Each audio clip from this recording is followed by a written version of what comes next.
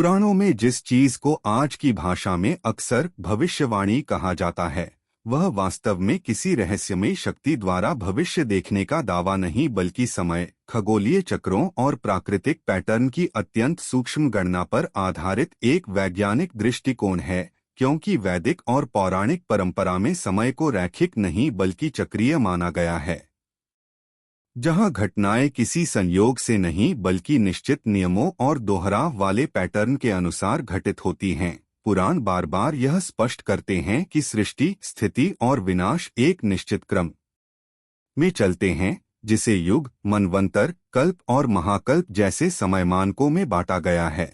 आधुनिक विज्ञान आज जिसे साइक्लिक टाइम, ऑसिलेशन और पीरियोडिक सिस्टम्स कहता है, वही अवधारणा हजारों वर्ष पहले पुराणों में समय के स्वरूप के रूप में प्रस्तुत की गई थी। उदाहरण के लिए, जब किसी युग के अंत में सामाजिक पतन, नैतिक ह्रास या प्राकृतिक असंतुलन का वर्णन मिलता है,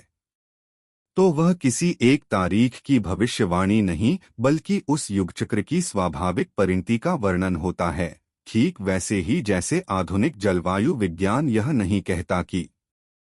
अमुक दिन बाढ़ आएगी, बल्कि यह बताता है कि किन परिस्थितियों में बाढ़ की संभावना बढ़ जाती है। पुराणों की भविष्यवाणी भी इसी प्रकार कारण और परिणाम की श्रृंखला पर आधारित है। खगोल विज्ञान के संदर्भ में देखें तो सूर्य, चंद्रमा और ग्रहों की गति को आधार बनाकर समय की गणना की गई। नक्षत्रों की स्थिति, ग्रहों के युतिवियोग और उनके दीर्घकालिक प्रभावों को समझकर सामाजिक, मानसिक और प्राकृतिक परिवर्तनों का अनुमान लगाया गया। आधुनिक एस्ट्रोनॉमी आज यह मानती है कि ग्रहों की गति पृथ्वी पर ज्वार भाटा, जलवायु और यहाँ तक कि जैविक चक्रों को भी प्रभावित करती है, जबकि पुराण इस प्रभाव को मानसिक और सामाजिक स्तर तक विस्तारित करते हैं। जब पुराण कहते हैं कि किसी विशेष कालखंड में अराजकता बढ़ेगी, तो उसका आधार यह है कि उस समय मानव चेतना, संसाधनों और प्रकृति के बीच संतुलन टूटने लगता है। यह कोई दैवी चेतावनी नहीं बल्कि एक प्रणालीगत विश्लेषण है। पुराणों में बार बार यह भी कहा गया है कि समय स्वयं सबसे बड़ा शासक है, जिसका अर्थ यह है कि कोई भी सत्ता समय के नियमों से ऊपर नहीं। यही कारण है कि देवताओं तक को समय के अधीन दिखाया गया। आधुनिक भौतिकी में समय को एक फंडामेंटल डायमेंशन माना जाता है, जो ऊर्जा और पदार्थ के साथ मिलकर ब्रह्मांड की संरचना तय करता है। इसी तरह पुराणों में समय को सृष्टि की आधारशिला माना गया। भविष्यवाणी शब्द का भ्रम इसलिए पैदा हुआ क्योंकि आधुनिक मानव तत्काल और सटीक भविष्य जानना चाहता है, जबकि पुराण दीर्घकालिक प्रवृत्तियों और चक्रों की बात करते हैं। वे बताते हैं कि यदि मानव लोभ, अहंकार और असंतुलन की दिशा में बढ़ेगा तो परिणामस्वरूप सामाजिक विघटन होगा। यह कथन आज के समाजशास्त्र और सिस्टम थ्योरी से पूरी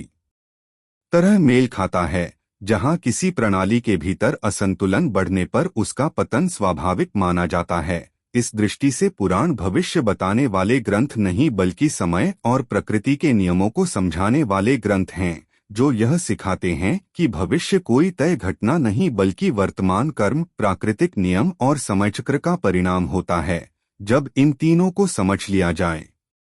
तब भविष्य कोई रहस्य नहीं रह जाता बल्कि गणना और समझ का विषय बन जाता है। और यही कारण है कि पुराणों को यदि कथा के बजाय वैज्ञानिक प्रतीकात्मकता के रूप में पढ़ा जाए, तो वे अंधविश्वास नहीं बल्कि समय विज्ञान की एक प्राचीन और गहन प्रणाली के रूप में सामने आते हैं। पुराणों में सूर्य, चंद्र और ग्रहों का वर्णन केवल धार्मिक श्रद्धा या देवस्तुति के रूप में नहीं किया गया, बल्कि उन्हें एक सुव्यवस्थित खगोलीय प्रणाली के सक्रिय घटकों के रूप में प्रस्तुत किया गया है, जहां उनकी गति, चक्र, पारस्परिक प्रभाव और समय निर्धारण की भूमिका स्पष्ट रूप से दिखाई देती है। उदाहरण के लिए, सूर्य को केवल प्रकाश का स्रोत नहीं बल्कि समयगणना की धुरी माना गया है, जिसके आधार पर दिन, मास, ऋतु और वर्ष की संरचना होती है। आधुनिक खगोल विज्ञान भी यह स्वीकार करता है कि पृथ्वी पर लगभग सभी जैविक और भौतिक प्रक्रियाएं सूर्यचक्र से जुड़ी हैं। पुराणों में सूर्य के उत्तरायण और दक्षिणायन का उल्लेख मिलता है, जिसे आज हम पृथ्वी की धुरी के झुकाव और सूर्य के सापेक्ष उसकी स्थिति के परिवर्तन से जोड़कर समझते हैं। इसी प्रकार चंद्रमा को मन और ज्वारभाटा से जोड़ा गया, जो केवल प्रतीकात्मक नहीं बल्कि भौतिक रूप से भी सही है, क्योंकि आधुनिक विज्ञान यह सिद्ध कर चुका है कि चंद्रमा की गुरुत्वीय शक्ति समुद्री ज्वारभाटा को नियंत्रित करती है और मानव जैवचक्रों पर भी उसका प्रभाव पड़ता है। पुराणों में अमावस्या, पूर्णिमा और पक्षों का विस्तृत विवरण मिलता है, जो चंद्रचक्र की सटीक गणना पर आधारित है। ग्रहों के संदर्भ में देखें तो नवग्रहों को 9 अलग अलग चेतन शक्तियों के रूप में दिखाया गया, लेकिन उनके पीछे मूल अवधारणा उनकी गति, कक्षा और पृथ्वी पर पड़ने वाले दीर्घकालिक प्रभावों की थी। आधुनिक एस्ट्रोनॉमी यह मानती है कि ग्रहों की गति गुरुत्वाकर्षण, कक्षीय वेग और द्रव्यमान पर निर्भर करती है, जबकि पुराण इन्हीं प्रभावों को प्रतीकात्मक भाषा में व्यक्त करते हैं, जैसे शनि को धीमी गति और दीर्घकालिक प्रभावों का प्रतीक बताया गया, जो खगोल विज्ञान के अनुसार भी सबसे धीमी गति से परिक्रमा करने वाले दृश्यमान ग्रहों में से एक है। बृहस्पति को विस्तार और वृद्धि से जोड़ा गया, क्योंकि उसका विशाल गुरुत्वीय क्षेत्र सौर मंडल में स्थिरता बनाए रखने में महत्वपूर्ण भूमिका निभाता है। मंगल को ऊर्जा और टकराव से जोड़ा गया, जो उसकी तेज कक्षीय गति और भौतिक गुणों के अनुरूप है। पुराणों में ग्रहों की युति, वक्रगति और प्रतिगामी गति का भी उल्लेख मिलता है, जिसे आज हम रेट्रोग्रेड मोशन के रूप में जानते हैं। यह दर्शाता है कि प्राचीन भारतीय खगोलविद ग्रहों की वास्तविक गति को केवल आंखों से देखकर नहीं बल्कि गणितीय और ज्यामितीय मॉडल के माध्यम से समझते थे। सूर्य सिद्धांत और अन्य वैदिक ग्रंथों में ग्रहों की दूरी, परिक्रमण काल और आकाशीय निर्देशांकों का जो विवरण मिलता है, वह आधुनिक खगोल विज्ञान के प्रारंभिक सिद्धांतों से मेल खाता है। पुराणों में यह भी स्पष्ट किया गया है कि ग्रह स्थिर नहीं बल्कि निरंतर गतिशील हैं और उनका प्रभाव समय के साथ बदलता रहता है, जो आधुनिक डायनामिकल सिस्टम्स की अवधारणा के समान है। सबसे महत्वपूर्ण बात यह है कि पुराण खगोल ज्ञान को मानव जीवन से अलग नहीं रखते, बल्कि यह बताते हैं कि खगोलीय घटनाएं पृथ्वी पर प्राकृतिक, सामाजिक और मानसिक प्रक्रियाओं के साथ जुड़ी हुई हैं। आज का विज्ञान भी यह स्वीकार करता है कि सूर्यचक्र, चंद्रचक्र और ग्रहों की स्थिति पृथ्वी की जलवायु, जैविक लय और दीर्घकालिक परिवर्तनों को प्रभावित करती है। इस दृष्टि से पुराणों का खगोल ज्ञान कोई अंधविश्वास नहीं बल्कि उस युग की वैज्ञानिक भाषा में व्यक्त एक व्यवस्थित अवलोकन और गणना आधारित प्रणाली थी, जिसे समझने के लिए आधुनिक शब्दावली की नहीं बल्कि उनके समयचक्र और प्रतीकात्मक ढांचे की समझ की आवश्यकता है। और जब इन ग्रंथों को इसी दृष्टि से पढ़ा जाता है, तब यह स्पष्ट हो जाता है कि पुराणों में वर्णित सूर्य, चंद्र और ग्रहों की गति कल्पना नहीं बल्कि अनुभव, गणना और दीर्घकालिक खगोलीय अवलोकन का परिणाम थी। भारतीय ग्रंथों में नवग्रहों को अक्सर देवताओं के रूप में प्रस्तुत किया गया है,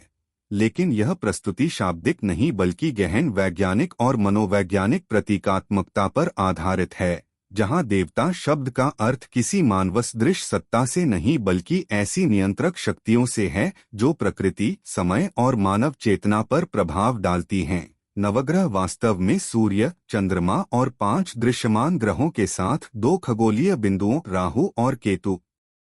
का प्रतिनिधित्व करते हैं, जो आधुनिक खगोल विज्ञान में ल्यूनर नोड्स के रूप में जाने जाते हैं। यह स्वयं इस बात का प्रमाण है कि यह प्रणाली किसी धार्मिक कल्पना से नहीं बल्कि वास्तविक खगोलीय अवलोकन से विकसित हुई थी। सूर्य को आत्मा, ऊर्जा और जीवन शक्ति का केंद्र माना गया क्योंकि भौतिक रूप से वह सौर मंडल का गुरुत्वीय केंद्र है और पृथ्वी पर समस्त ऊर्जा प्रवाह उसी से उत्पन्न होता है। आधुनिक विज्ञान भी यह स्वीकार करता है कि सूर्य की विकिरण ऊर्जा के बिना पृथ्वी पर जीवन असंभव है। चंद्रमा को मन और भावनाओं से जोड़ा गया क्योंकि उसकी गुरुत्वीय शक्ति समुद्री ज्वारभाटा के साथ साथ जैविक और हार्मोनल चक्रों को प्रभावित करती है। अनेक आधुनिक अध्ययनों में यह देखा गया है कि चंद्रचक्र नींद, मूड और व्यवहार में सूक्ष्म परिवर्तन ला सकता है। मंगल को ऊर्जा, आक्रामकता और गति से जोड़ा गया, जो उसके भौतिक गुणों और कक्षीय विशेषताओं के अनुरूप है, क्योंकि मंगल एक सक्रिय ग्रह है और उसकी लालिमा लॉक्साइड के कारण है, जो ऊर्जा और ताप का संकेत देती है। बृहस्पति को विस्तार, वृद्धि और स्थिरता का प्रतीक माना गया क्योंकि वह सौर मंडल का सबसे बड़ा ग्रह है और उसका विशाल गुरुत्वीय क्षेत्र कई क्षुद्र ग्रहों और धूमकेतुओं को पृथ्वी से टकराने से रोकने में सहायक होता है। यह भूमिका आधुनिक खगोल विज्ञान में भी स्वीकार की जाती है। शनि को सीमाओं, अनुशासन और विलंब से जोड़ा गया क्योंकि उसकी कक्षीय गति धीमी है और वह दीर्घकालिक प्रभाव डालता है। यह अवधारणा आधुनिक सिस्टम थ्योरी और दीर्घकालिक चक्रों से मेल खाती है। बुध को संचार और बुद्धि से जोड़ा गया क्योंकि वह सूर्य के सबसे निकट होने के कारण तीव्र गति से परिक्रमा करता है, जो तेज सूचना प्रवाह और त्वरित निर्णय का प्रतीक बनता है। शुक्र को आकर्षण, संतुलन और सामंजस्य से जोड़ा गया क्योंकि उसका वातावरण और प्रकाशीय गुण उसे आकाश में अत्यंत चमकीला बनाते हैं। राहु और केतु को छाया ग्रह कहा गया क्योंकि वे भौतिक पिंड नहीं हैं, बल्कि ग्रहण से जुड़े गणितीय बिंदु हैं, जो यह दर्शाता है कि प्राचीन भारतीय विद्वानों को ग्रहण की वैज्ञानिक प्रक्रिया का ज्ञान था और उन्होंने इसे प्रतीकात्मक रूप में प्रस्तुत किया। नवग्रहों के प्रभाव को भाग्य निर्धारण के रूप में नहीं बल्कि संभाव्यता और प्रवृत्ति के रूप में समझा गया था, जहां ग्रहों की स्थिति किसी व्यक्ति के जीवन को नियंत्रित नहीं करती बल्कि उस समय उपलब्ध ऊर्जा पैटर्न और मानसिक संवेदनशीलता को दर्शाती है। आधुनिक मनोविज्ञान और न्यूरोसाइंस भी यह मानते हैं कि बाहरी पर्यावरणीय चक्र जैसे प्रकाश, गुरुत्व और समय मानव मस्तिष्क और व्यवहार पर प्रभाव डालते हैं। नवग्रह सिद्धांत इसी विचार का प्राचीन रूप है, जिसमें खगोलीय घटनाओं को मानव चेतना और सामाजिक संरचना से जोड़ा गया। इसलिए नवग्रहों को देवता मानकर पूजना उनका मूल उद्देश्य नहीं था, बल्कि उन्हें समझकर अपने निर्णय, समय प्रबंधन और मानसिक संतुलन को बेहतर बनाना था। जब इन ग्रहों को ऊर्जा, गुरुत्व और मानसिक प्रभाव के सिद्धांत के रूप में देखा जाता है, तब यह स्पष्ट होता है कि नवग्रह कोई अलौकिक सत्ता नहीं बल्कि प्रकृति की मापी जा सकने वाली शक्तियों का एक सुव्यवस्थित मॉडल थे, जिन्हें उस युग की भाषा में देवत्व का रूप दिया गया ताकि ज्ञान पीढ़ियों तक सुरक्षित और स्मरणीय बना रहे। और यही कारण है कि यह प्रणाली आज भी आधुनिक विज्ञान और मनोविज्ञान के साथ संवाद करने की क्षमता रखती है।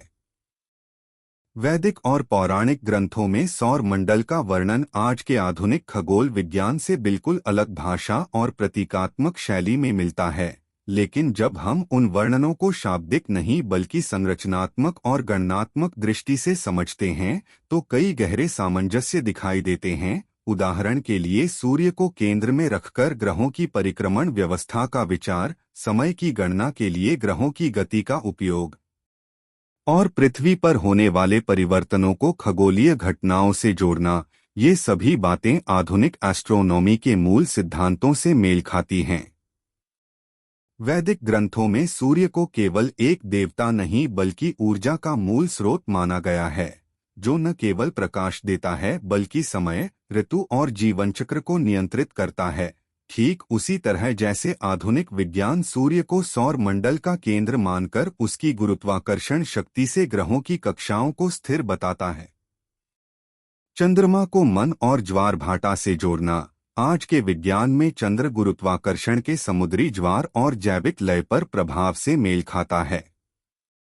इसी तरह ग्रहों की अलग अलग गति, उनकी अवधि और उनके संयोग वियोग को समय चक्रों से जोड़ना एक प्रारंभिक खगोलीय मॉडल की ओर संकेत करता है, जहां गणना अनुभव और दीर्घकालिक अवलोकन पर आधारित थी।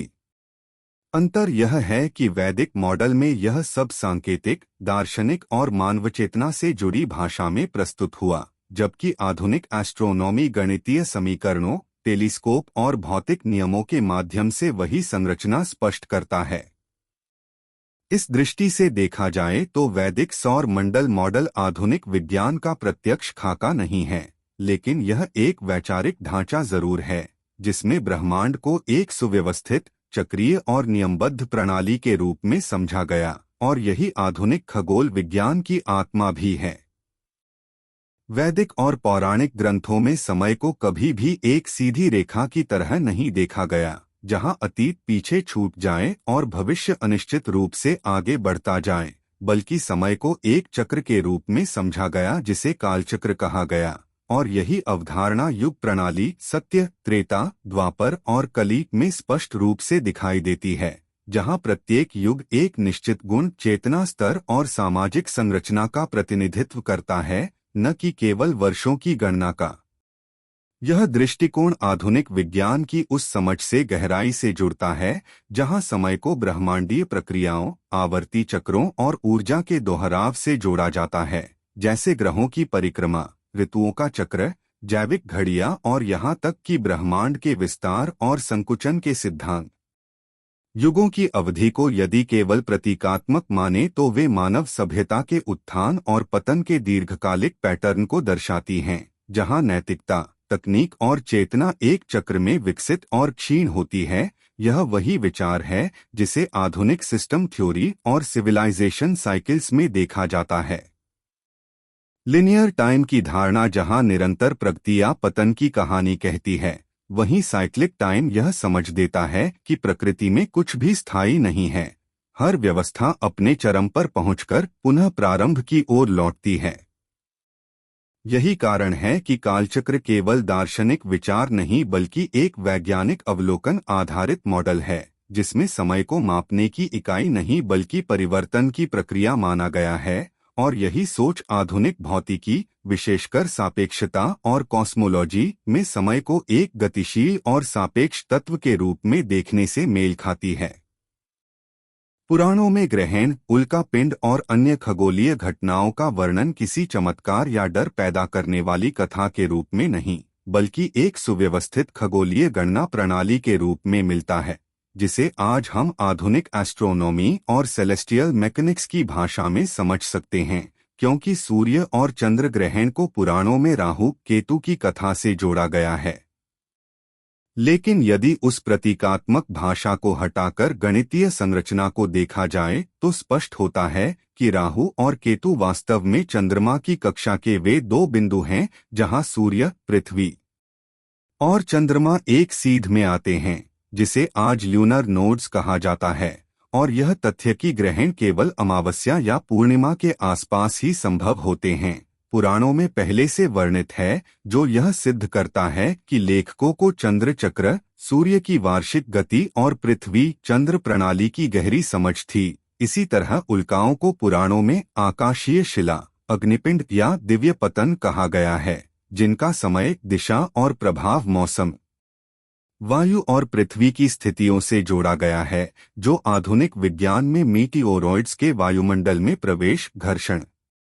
और ऊर्जा क्षय के सिद्धांत से मेल खाता है, क्योंकि पुराण यह स्पष्ट करते हैं कि सभी उल्काएं पृथ्वी तक नहीं पहुंचती, अधिकांश आकाश में ही नष्ट हो जाती हैं और केवल कुछ विशेष परिस्थितियों में ही वे भूमि पर प्रभाव डालती हैं, जो आज के वैज्ञानिक आंकड़ों से पूरी तरह संगत है। इसके अलावा धूमकेतुओं का उल्लेख केतु, धूम्रकेतु या पूंछ वाले तारे के रूप में मिलता है, जिन्हें अशुभ संकेत कहने से पहले उनके दीर्घकालिक आवर्तन काल,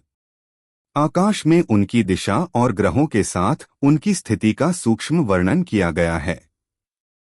जो यह दर्शाता है कि पुराणकारों ने इन घटनाओं को केवल धार्मिक दृष्टि से नहीं बल्कि दीर्घकालिक प्रेक्षण के आधार पर समझा, क्योंकि किसी भी धूमकेतु के बारे में आवर्तन काल तभी ज्ञात हो सकता है जब पीढ़ियों तक उसका रिकॉर्ड रखा गया हो। इसी क्रम में उल्कावर्षा, सूर्य चंद्र के चारों ओर प्रभामंडल, रक्त चंद्रमा जैसे वर्णन भी मिलते हैं, जिन्हें आधुनिक विज्ञान एटमॉस्फेरिक ऑप्टिक्स,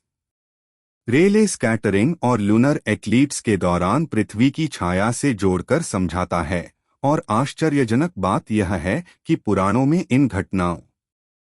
का समय, दिशा और प्रभाव क्षेत्र इतने सटीक रूप से बताया गया है कि वे आज के खगोलीय सिमुलेशन से टकराते नहीं, बल्कि उन्हें समझने में मदद करते हैं। ग्रहण की अवधि, आंशिक और पूर्ण अवस्थाएं, पुनरावृत्ति चक्र जैसे सरोस चक्र का संकेत भी पौराणिक गणनाओं में अप्रत्यक्ष रूप से मौजूद है, जो यह सिद्ध करता है कि यह ज्ञान केवल अनुमान नहीं था बल्कि गणित, ज्यामिति और दीर्घकालिक खगोलीय अवलोकन पर आधारित था। और यही कारण है कि हजारों वर्ष बाद भी जब आधुनिक वैज्ञानिक कंप्यूटर मॉडल से प्राचीन ग्रहणों की तिथि निकालते हैं तो वे भारतीय पंचांग और पुराणिक कालगणना से मेल खा जाते हैं। इस पूरे विश्लेषण से स्पष्ट होता है कि पुराणों में वर्णित ग्रहण, उल्का और अन्य खगोलीय घटनाएं किसी अंधविश्वास या डर फैलाने का माध्यम नहीं थीं, बल्कि उस समय की भाषा में व्यक्त किया गया एक परिष्कृत वैज्ञानिक ढांचा थीं, जहां प्रतीकों के माध्यम से जटिल खगोलीय गणनाओं को समाज तक पहुंचाया गया। और यही कारण है कि यदि आज हम प्रतीकात्मक आवरण हटाकर उसके भीतर छिपे गणित और विज्ञान को समझें, तो पुराण भविष्यवाणी नहीं बल्कि सटीक खगोलीय विज्ञान के दस्तावेज के रूप में सामने आते हैं। पुराणों में जिसे भविष्यवाणी कहा गया है, वह किसी व्यक्ति द्वारा अचानक भविष्य देख लेने की क्षमता नहीं थी, बल्कि आकाशीय पैटर्न, खगोलीय चक्र और दीर्घकालिक सांख्यिकीय अवलोकन पर आधारित एक विश्लेषणात्मक प्रणाली थी, जिसे आज की भाषा में पैटर्न रिकॉग्निशन और एस्ट्रोनॉमिकल साइकिल्स कहा जा सकता है, क्योंकि प्राचीन भारतीय विद्वानों ने समय को रेखीय नहीं बल्कि आवर्ती माना और सूर्य, चंद्रमा, ग्रहों, नक्षत्रों और युगों की गति को हजारों वर्षों तक दर्ज कर यह समझा कि प्रकृति स्वयं को दोहराती है, बस परिस्थितियां और पात्र बदल जाते हैं। उदाहरण के लिए सूर्य और चंद्र के चक्र पूरी तरह गणितीय हैं, जिनका आवर्तन काल स्थिर है। इसी कारण ग्रहण, ऋतुओं का परिवर्तन और ज्वार भाटा जैसी घटनाएं पहले से ज्ञात की जा सकती थीं। और जब इन खगोलीय चक्रों को मानव समाज, कृषि, जलवायु और राजनीतिक परिवर्तनों से जोड़ा गया, तो कुछ निश्चित पैटर्न उभर कर सामने आए, जैसे लंबे सूखे के बाद सामाजिक अस्थिरता, अत्यधिक वर्षा के बाद महामारी, या कुछ विशेष ग्रह स्थितियों के समय सत्ता संघर्ष, जिन्हें आज हम कोरिलेशन कहेंगे, न कि रहस्यमय भविष्यवाणी। पुराणों में बार बार कहा गया है कि जब जब धर्म का ह्रास और अधर्म की वृद्धि होती है, तब तब परिवर्तन आता है। लेकिन यदि इसे वैज्ञानिक दृष्टि से देखें तो यह सामाजिक चक्र का वर्णन है, जहां संसाधनों का असंतुलन, नैतिक पतन और सत्ता का केंद्रीकरण अंततः किसी बड़े बदलाव को जन्म देता है। और इस बदलाव का समय खगोलीय चक्रों के साथ जोड़ा गया ताकि समाज उसे समझ सके। इसी प्रकार युग प्रणाली को लें तो सतयुग, त्रेता, द्वापर और कलियुग किसी काल्पनिक नैतिक कहानी नहीं हैं, बल्कि मानव चेतना, सामाजिक संरचना और तकनीकी विकास के चक्र हैं, जिनकी अवधि खगोलीय गणनाओं से जोड़ी गई ताकि उन्हें मापा जा सके। और जब पुराण कहते हैं कि कलियुग में संघर्ष, भ्रम और सूचना अराजकता बढ़ेगी, तो यह किसी ज्योतिषीय डर का प्रचार नहीं बल्कि यह समझ का परिणाम है कि जब जनसंख्या, संसाधन और तकनीक एक असंतुलित बिंदु पर पहुंचते हैं, तो समाज में वही लक्षण उभरते हैं जिन्हें आज हम सिस्टम ओवरलोड, इंफॉर्मेशन नॉइज और मानसिक अस्थिरता कहते हैं। इसी तरह धूमकेतु, ग्रहों की युति या असामान्य खगोलीय घटनाओं को भविष्य के संकेत के रूप में देखा गया, लेकिन उनका अर्थ यह नहीं था कि आकाश से कोई आदेश आ रहा है, बल्कि यह था कि ऐसे समय में पृथ्वी पर जलवायु, चुंबकीय क्षेत्र और मानव व्यवहार में परिवर्तन देखे गए थे। और लंबे अवलोकन के बाद यह निष्कर्ष निकाला गया कि जब ये पैटर्न दोहराते हैं तो परिणाम भी मिलते जुलते होते हैं। आधुनिक विज्ञान भी यही करता है, चाहे वह मौसम पूर्वानुमान हो, आर्थिक मंदी का विश्लेषण हो या महामारी की भविष्यवाणी, सब कुछ पैटर्न और चक्रों पर आधारित होता है। और इसी कारण यह कहना अधिक सही होगा कि पुराणों की भविष्यवाणी दरअसल एक प्राचीन डेटा साइंस मॉडल थी, जहां डेटा पीढ़ियों तक मौखिक और लिखित परंपरा में संचित किया गया, फिर उसे प्रतीकों और कथाओं के माध्यम से समाज तक पहुंचाया गया ताकि वह याद रखा जा सके। इसलिए जब हम आज पुराणों को भविष्य बताने वाली किताबें कहकर खारिज करते हैं, तो हम यह भूल जाते हैं कि वे भविष्य नहीं बताते थे, बल्कि यह सिखाते थे कि यदि आकाशीय और मानवीय पैटर्न ऐसे होंगे, तो परिणाम भी वैसे ही होंगे। और यही वैज्ञानिक सोच का मूल है, जहां भविष्य किसी जादू से नहीं बल्कि अतीत और वर्तमान के डेटा से निकाला जाता है। और इसी दृष्टि से देखने पर पुराण किसी रहस्यमय ग्रंथ से अधिक एक दीर्घकालिक खगोलीय और सामाजिक विश्लेषण का दस्तावेज बन जाते हैं। पुराणों में ध्रुव तारा, आकाशगंगा और ब्रह्मांड की संरचना का वर्णन यदि सही रूप से पढ़ा जाए तो वह प्रतीकात्मक या धार्मिक प्रतीत होता है, लेकिन गहराई से देखने पर यह स्पष्ट होता है कि प्राचीन भारतीय मनीषियों के पास ब्रह्मांड को समझने का एक संगठित खगोलीय और दार्शनिक मॉडल था, जिसमें पृथ्वी को स्थिर केंद्र मानने की बजाय आकाशीय संदर्भ बिंदुओं का उपयोग किया गया था। ध्रुव तारे को केवल एक देवता या बालक की कथा के रूप में नहीं बल्कि एक स्थिर आकाशीय धुरी के रूप में वर्णित किया गया, क्योंकि पृथ्वी के घूर्णन अक्ष के लगभग सीध में स्थित होने के कारण ध्रुव तारा सदैव लगभग एक ही स्थान पर दिखाई देता है, और इसी कारण प्राचीन काल में दिशा निर्धारण, समय गणना और आकाशीय मानचित्रण के लिए इसे आधार बिंदु माना गया, जो आधुनिक एस्ट्रोनॉमी में सेलेस्टियल पोल की अवधारणा से पूरी तरह मेल खाता है। विष्णु पुराण और भागवत पुराण में ध्रुव लोक को सभी नक्षत्रों और ग्रहों के घूर्णन का केंद्र कहा गया है, जो यह संकेत देता है कि ऋषि यह समझते थे कि आकाश में दिखाई देने वाली गतियां किसी स्थिर संदर्भ बिंदु के सापेक्ष होती हैं, ठीक वैसे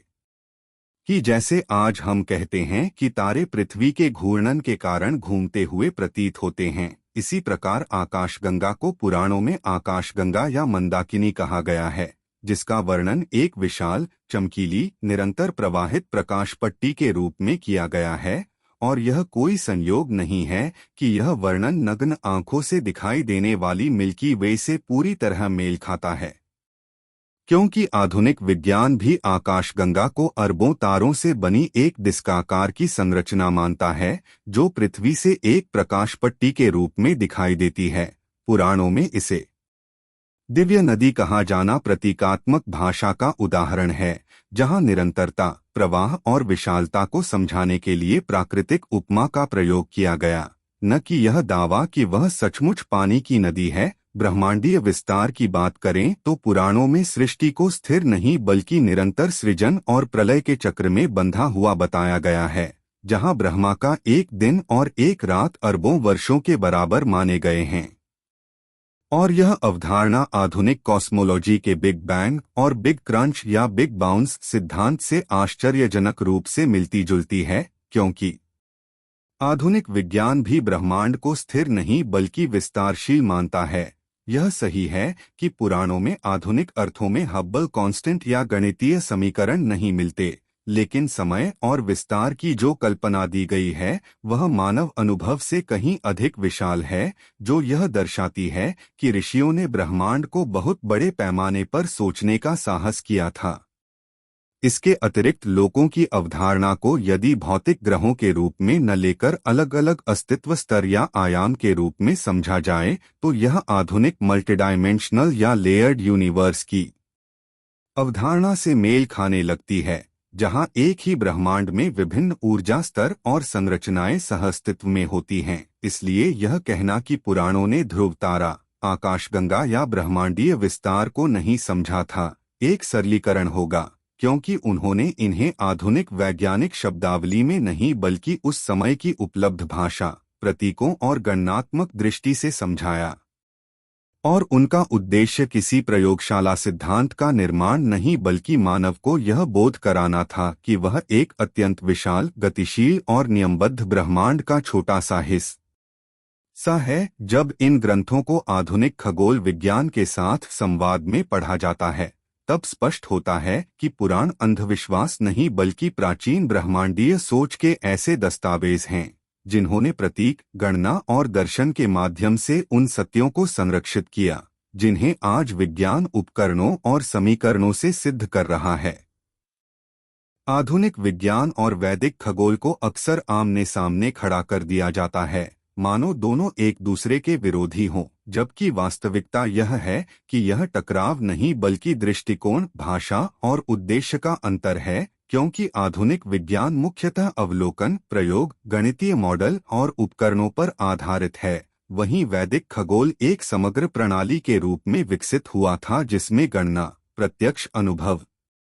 दीर्घकालिक आकाशीय निरीक्षण और दार्शनिक समझ एक साथ जुड़ी हुई थीं। आधुनिक एस्ट्रोनॉमी यह जानने का प्रयास करती है कि ब्रह्मांड कैसे कार्य करता है, उसके नियम क्या हैं, ग्रह किस गति से चलते हैं, तारों की दूरी कितनी है और उनके भौतिक गुण क्या हैं। जबकि वैदिक खगोल का उद्देश्य केवल भौतिक विवरण देना नहीं था बल्कि समय, प्रकृति, मानव जीवन और ब्रह्मांड के बीच संबंध को समझना था। इसलिए वहां ग्रहों की गति को केवल किलोमीटर प्रति सेकंड में नहीं मापा गया बल्कि उसे कालचक्र, ऋतु, कृषि, मानस और सामाजिक व्यवस्था से जोड़ा गया। यही कारण है कि आधुनिक विज्ञान जब पुराणों या वैदिक ग्रंथों को पढ़ता है तो उसे प्रतीक, देवता और कथाएं दिखाई देती हैं, जबकि उस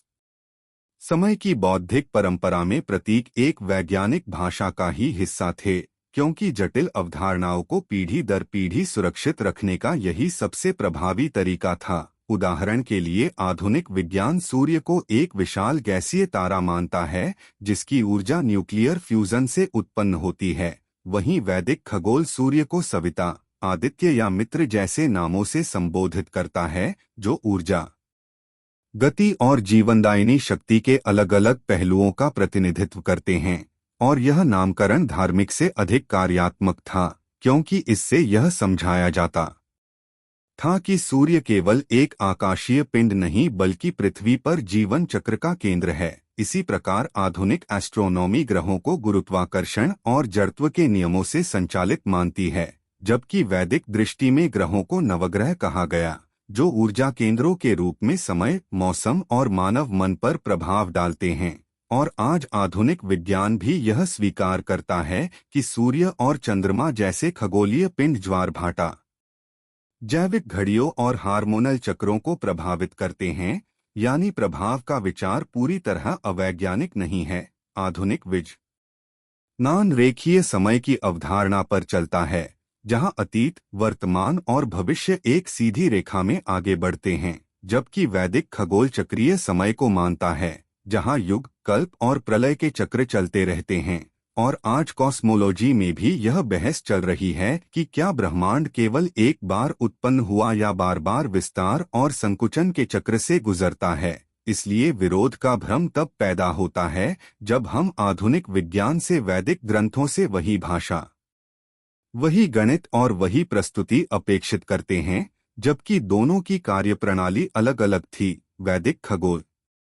ने सीमित उपकरणों के बावजूद अत्यंत सटीक पंचांग, ग्रहण गणना और नक्षत्र प्रणाली विकसित की, जो यह दिखाती है कि अवलोकन की उनकी क्षमता असाधारण थी। वहीं आधुनिक विज्ञान ने उन्नत तकनीक के माध्यम से उन्हीं आकाशीय नियमों को और सूक्ष्म स्तर पर समझा। सच यह है कि दोनों एक ही सत्य को अलग अलग रास्तों से देखने का प्रयास कर रहे हैं, जहां एक विश्लेषणात्मक है और दूसरा समन्वयात्मक। एक बाहर की दुनिया को मापता है और दूसरा बाहर और भीतर दोनों को जोड़ता है। जब हम इस दृष्टिकोण के अंतर को समझ लेते हैं, तब यह स्पष्ट हो जाता है कि आधुनिक विज्ञान और वैदिक खगोल के बीच कोई वास्तविक विरोध नहीं है, बल्कि यह मानव चेतना के विकास के दो चरण हैं, जो एक दूसरे को नकारते नहीं बल्कि पूरक बनते हैं। और यही समझ हमें अंधी आस्था और अंधे विरोध दोनों से ऊपर उठाकर ज्ञान के उस स्तर पर ले जाती है, जहां परंपरा और आधुनिकता एक साथ संवाद कर सकती हैं।